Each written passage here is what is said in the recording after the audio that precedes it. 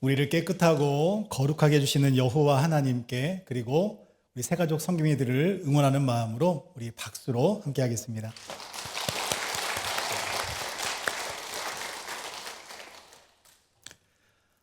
여러분은 알지 못하는 사람에게 응원과 격려의 편지를 받아보신 적이 있으십니까?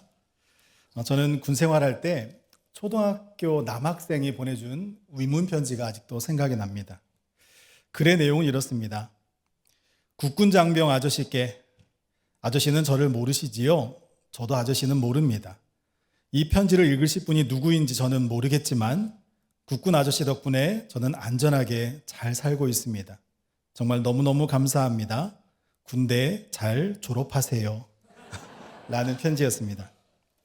서로 얼굴도 본 적이 없고 서로 이름도 모르지만 그 편지 한 통이 저의 군 생활에서는 큰 힘과 위로가 되었습니다. 로마서는 로마 교인들에게 보내는 사도 바울의 편지였습니다. 그런데 로마 교회는 사도 바울이 세운 교회가 아니었습니다. 그가 방문하기도 이전에 자생적으로 생겨난 교회가 로마 교회였습니다. 서로 만나본 적도 없고 얼굴도 모르지만 바울은 로마 교회에 편지를 보냅니다. 아마도 사도 바울의 목적은 스페인으로 가려고 하는 자신의 사역을 로마 교회가 힘을 모아주기를 간청하는 마음으로 편지를 썼을 것입니다. 그러나 이 편지를 받는 로마 교회 공동체는 이방인들을 생각하는 사도 바울의 열심과 격려가 큰 위로와 힘이 되었다는 것입니다. 오늘 본문에서도 바울은 자신이 이 서신을 보내는 이유에 대해서 이렇게 기록을 하고 있습니다. 14절, 15절 한번 같이 읽어봅니다. 시작. 내 형제들아, 너희가 스스로 선함이 가득하고 모든 지식이 차서 능히 서로 권하는 자임을 나도 확신하노라. 그러나 내가 너희로 다시 생각나게 하려고 하나님께서 내게 주신 은혜로 말미암아 더욱 담대히 대략 너희에게 썼노니. 아멘. 바울은 로마 교회 성도들이 그리스도를 아는 지식과 서로를 향한 권면과 사랑에 있어서 매우 성숙하다라고 먼저 칭찬을 합니다. 그리고 나서 바울은 내게 주신 은혜로 말미암아 너희가 다시 생각나게 하려고 이 편지를 썼다라고 기록을 합니다. 여기서 바울이 상기시키려고 하는 것은 그들이 이미 알고 있었던 복음이었습니다. 바울은 로마서를 통해서 새로운 소식을 전한 것이 아닙니다. 그들이 이미 알고 믿고 고백하고 있었던 그 사실, 십자가에 달려 죽으시고 사흘 만에 다시 부활하신 예수 그리스도, 그로 인해서 율법으로부터 자유함을 얻게 되었다는 것과 참된 안식과 평강은 오직 예수 그리스도 안에 있을 때 우리에게 임한다는 사실을 다시 한번 전파했다는 것입니다. 동일하게 우리가 매일 말씀과 기도로 하나님의 말씀을 읽고 듣고 묵상하며 오늘을 살아가고 있는 이유도 동일합니다. 우리를 향하신 하나님의 그 놀라운 사랑과 은혜를 잊지 않기 위해서입니다.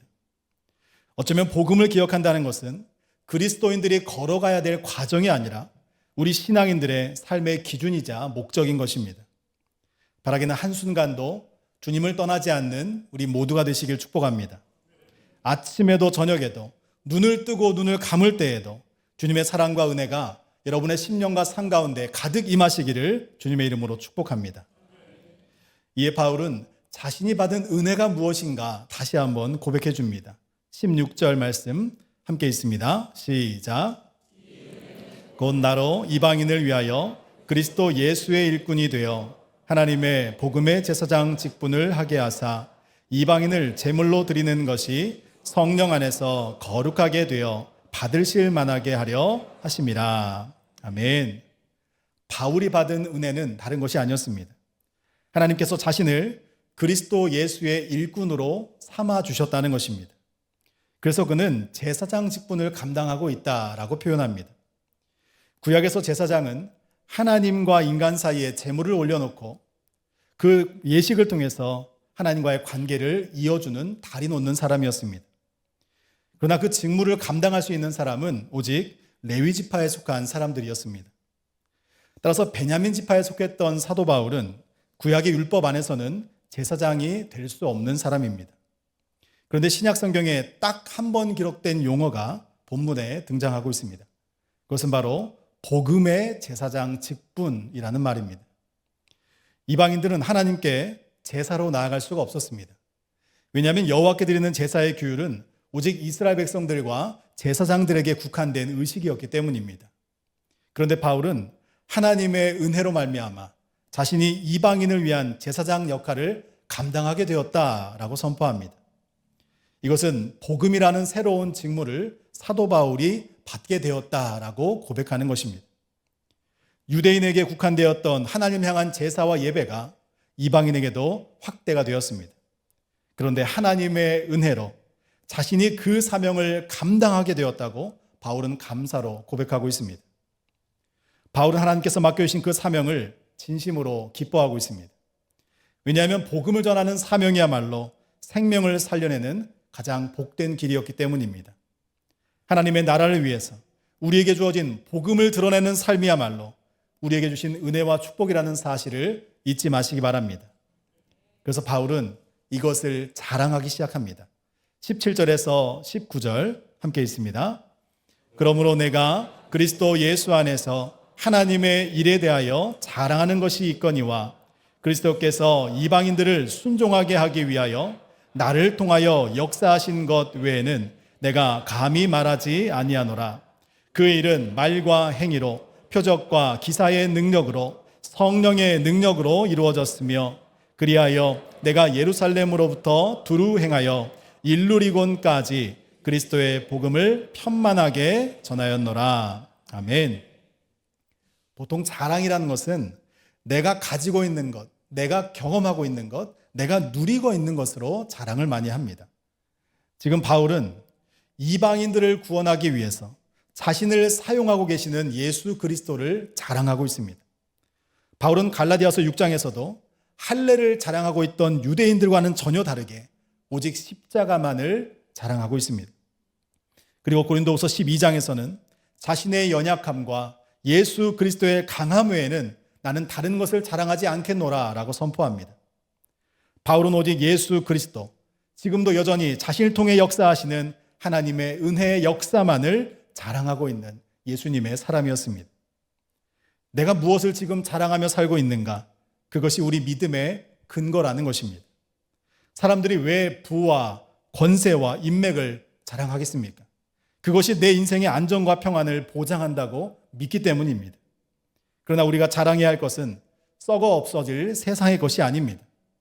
우리가 전자제품 하나를 사도 단 1년, 아니 하루만 지나도 내가 가지고 있는 이 기계는 구형 제품이 되는 것입니다. 그러나 내 안에 살아 역사하시는 여호와 하나님은 우리를 날마다 새롭게 하심을 믿으시기 바랍니다. 나를 구원하시고 나와 동행하시며 날마다 우리를 새롭게 하시는 오직 예수 그리스도만 자랑하시기 바랍니다. 부족한 나를 통해서 지금도 일하시는 하나님의 역사를 감사로 고백하시길 축복합니다. 이것이 우리 그리스도인들의 믿음의 자세인 것입니다. 주어는 내가 아니라 여호와 하나님이십니다. 오늘 은혜 나눔을 하신 오명순 권사님의 그 간증처럼 내가 간증거리가 아니라 나를 통해 역사하시고 지금도 역사하시는 예수 그리스도가 간증이 되어야 합니다. 그리고 그로 인해 변화된 우리의 삶이 드러나야 한다는 것입니다. 그래서 바울은 하나님의 역사가 가만히 멈춰 있는 것이 아니라 말과 행위로 표적과 기사로 드러났다라고 선포합니다. 그러면서도 여전히 바울은 한 가지를 지키고 있습니다. 자신의 모습은 철저히 감추고 오직 성령의 능력이 나를 이끄셨다라고 강조하고 있습니다. 우리 안에 성령이 가득 차면 우리는 무슨 이야기를 해도 하나님이 드러날 수밖에 없는 것입니다. 신앙인들에게는 두 가지 유형이 있다고 합니다. 나의 필요를 채우기 위해서 하나님을 찾는 사람이 있고 성령 안에서 그분의 인도하심을 따라 하나님을 찾을 수밖에 없는 사람이 있다는 것입니다. 여러분은 어느 편에 속하고 있습니까? 성경은 뭐라고 말씀합니까? 오직 성령이 너희에게 임하시면 땅끝까지 내 증인이 되리라 말씀하셨습니다. 증인의 삶은 우리의 의지로 사는 것이 아닙니다. 오직 성령의 임재 안에서 그분의 인도하심을 따라 살아가는 것입니다. 우리의 필요로 하나님이 우리를 선택하신 것이 아닙니다. 하나님의 사랑으로 우리는 택함 받았다는 것입니다. 그래서 우리는 오직 예수, 오직 성령, 오직 말씀이 우리 삶의 자랑이 되어야 합니다. 연약한 우리를 사랑으로 덮어주시고 날마다 우리를 붙들어 주시는 하나님의 말씀과 인도하심 앞에 믿음으로 순종하며 오늘을 살아가는 우리 모두가 되시기를 축복합니다. 마지막으로 바울은 자신의 선교 원칙을 고백하고 있습니다. 20절과 21절 말씀을 함께 읽어보겠습니다. 시작. 그리스도의 이름을 부르는 곳에는 복음을 전하지 않기를 힘썼노니 이는 남의 터 위에 건축하지 아니하려 함이라. 기록된 바 주의 소식을 받지 못한 자들이 볼 것이요 듣지 못한 자들이 깨달으리라 함과 같으니라. 아멘. 바울은 선교 전략이 아주 분명한 사람이었습니다. 그는 복음을 듣지 못한 사람들에게 먼저 가야 한다라는 사명으로 움직였습니다. 팀 켈러 목사님은 그런 바울 향해서 이렇게 얘기합니다. 그는 가장 단단한 땅에 쟁기질하려고 했던 유일한 사람이었다. 바울은 복음을 접해보지 못한 사람들, 복음과 가장 멀리 떨어져 있는 땅, 복음에 마음을 닫은 사람들을 향해 자신을 기꺼이 내어주는 복음의 개척자로 살아왔다는 것입니다. 바울의 모든 사역의 시작과 끝에는 그래서 동일한 고백이 있습니다. 그것은 하나님께서 내게 주신 은혜로 말미암아 라는 고백입니다. 바울에게 있어서 선교는 의무가 아니었습니다. 선교는 은혜로 시작되었다는 것입니다. 복음을 전하는 이유도, 그의 삶 전체를 드리고 있는 이유도 그를 사로잡은 은혜에서 비롯되었다는 것입니다. 여러분, 복음 성가 중에 하나님의 은혜라는 찬양이 있습니다. 그 가사를 한번 살펴보면 이렇습니다. 나를 지으신 이가 하나님, 나를 부르신 이가 하나님, 나를 보내신 이도 하나님, 나의 나된 것은 다 하나님의 은혜라. 한량없는 은혜, 갚을 길 없는 은혜, 내 삶을 애워싸는 하나님의 은혜, 나 주저함 없이 그 땅을 밟은도 나를 붙드시는 하나님의 은혜. 할렐루야. 웨스트민스터 신앙 고백서에 보면 사람이 존재하는 목적에 대해서 아주 명확하게 기록을 했습니다. 우리가 살아가는 삶의 목적이 무엇인가? 하나님을 기쁘시게 하는 것이라고 기록하지 않고 하나님을 기뻐하는 것이라고 기록하고 있습니다. 여러분, 기쁘시게 하는 것과 기뻐하는 것은 엄청난 차이가 있습니다. 우리가 부모님을 기쁘시게 하는 것과 부모님을 기뻐하는 것은 천지 차이입니다. 부모님을 기쁘시게 하려면 우리가 뭔가를 해야 합니다. 그런데 부모님을 기뻐하는 것은 내가 무엇을 하는 것이 아닙니다. 그분의 존재만으로 내 안에 기쁨이 넘친다는 것입니다. 그분을 기뻐하기 때문에 늘 같이 있고 싶고 그분과 동행함이 감사로 고백되어지는 삶을 살아가게 된다는 것입니다. 여러분, 우리는 구원받은 하나님의 백성이요 자녀입니다. 구원의 은혜는 갚을 수 없는 은혜입니다. 우리의 영혼육을 건지신 여호와 하나님을 기뻐하시기 바랍니다. 우리는 그 사랑을 담아두는 그릇에서 멈춰 있으면 안 됩니다. 받은 그 사랑을 전파하는 축복의 통로라는 사실을 잊지 마시기 바랍니다. 한 해 동안 새가족 성기미들의 섬김을 지켜보면서 정말 큰 은혜를 받았습니다. 전주 안디옥교회를 어떻게 하면 더 잘 설명해 드릴 수 있을까? 유일한 구원자 예수 그리스도, 온전한 믿음과 성숙한 신앙생활을 어떻게 하면 잘 표현할 수 있을까? 성경인분들은 고민하고 기도하며 자신의 삶으로 드러내기 위해 부단히 애를 쓰셨습니다. 저는 매주마다 예수님의 사랑을 성김이분들을 통해서 느끼게 되었습니다. 헌신은 시간적으로 여유가 있는 사람이 섬기는 것이 아닙니다. 구원받은 하나님의 백성이라면 누구나, 하나님을 기뻐하는 백성이라면 누구나 이 사명을 감당해야만 하고 감당할 수 있는 것입니다. 우리 성김이들이 이 귀한 사명을 끝까지 잘 감당할 수 있도록 여러분 계속 기도해 주시고 응원해 주시기를 소망합니다. 그리고 여러분 가운데 신앙의 첫 마음을 잃지 않고 나를 살게 하시는 구원의 하나님을 전하고 싶은 분들이 계시다면 새가족 성김이가 되셔서 함께 해주시기를 부탁드립니다. 사랑하는 전주한독교 성도 여러분, 우리는 이미 갚을 수 없는 아버지의 사랑을 받은 사람들입니다. 하나님께서 내게 주신 그 은혜로 말미암아 우리는 오늘을 살아가고 있는 것입니다. 하나님께 받은 그 은혜 잊지 마시기 바랍니다. 날마다 말씀을 읽고 듣고 묵상하며 하나님께 더 가까이 나아가는 은혜의 삶을 살아가시기 바랍니다. 그래야 할 때 우리의 삶 속에 내가 의지적으로 말하지 않아도 하나님을 기뻐하는 은혜가 흘러 넘치게 될 줄로 믿습니다.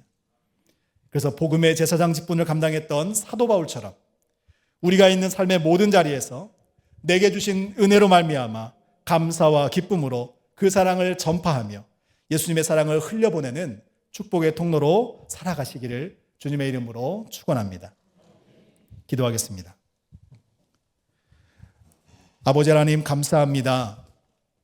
하나님께서 내게 주신 은혜가 너무나 큽니다. 우리는 그 은혜로 오늘을 살아가고 있음을 고백합니다. 날마다 하나님의 그 놀라운 사랑, 구원의 은혜, 나를 지금도 붙잡아 주시는 임마누엘의 축복을 우리의 삶으로 입술로 고백하는 은혜의 삶 되게 하여 주시옵소서. 한 영혼이 주님 앞에 돌아오는 것 너무나 기쁜 일입니다. 그 영혼들을 품고 기도하며 교회에 잘 정착할 수 있도록 기도하고 섬기는 것 너무나 귀한 일입니다. 그러나 여기에서 멈추면 안 됩니다. 우리 모두도 가정으로 들어가 섬김의 사명을 감당할 수 있도록 인도하여 주시옵소서. 우리 전주 안디옥 교회뿐만 아니라 이 전주 지역과 이 나라와 민족을 위하여 복음을 담대히 선포하는 축복의 통로로 살아내게 하여 주시옵소서. 하나님께서 날마다 우리와 함께 하시고 인도하시고 끝까지 동행하여 주심을 믿사오며 이 모든 말씀 우리를 구원하신 예수 그리스도의 이름으로 기도드리옵나이다. 아멘.